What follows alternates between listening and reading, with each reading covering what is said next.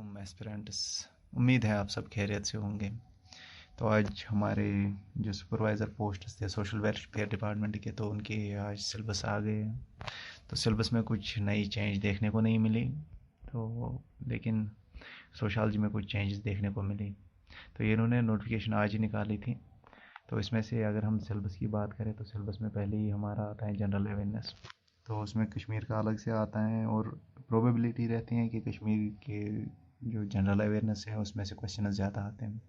तो वेटेज ये रहता है कि 20 मार्क्स ऑफ के इसके हैं। तो इंग्लिश और कंप्रहेंशन में भी वैसे कोई चेंज नहीं है।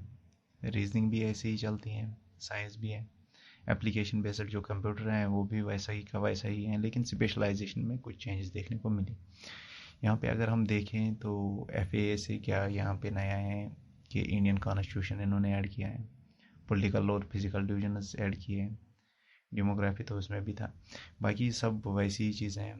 तो इंग्लिश भी ऑलमोस्ट सेम ही है, कोई चेंज नहीं आई है। तो उसके बाद इंटेलिजेंस और रीजनिंग का अगर देखा जाए तो उतना मुश्किल नहीं रखा है, स्टैंडर्ड इन्होंने लो ही रखा है, ठीक ठाक रखा है। तो उतना मुश्किल नहीं होगा, तो आराम से कर सकता है इंसान।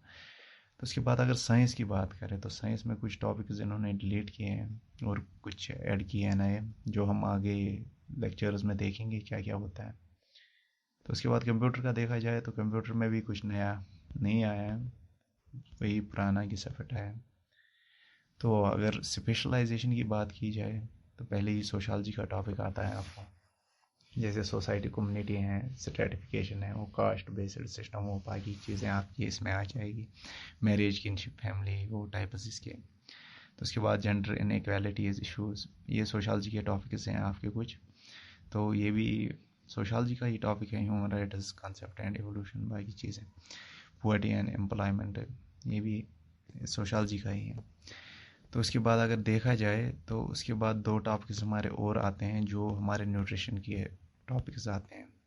तो ये टॉपिक्स ऐसे हैं, तो 10-10 मार्क्स इनके ही है, ऑलमोस्ट वेटेज इनका रहता है 60 मार्क्स में से, मतलब ऑलमोस्ट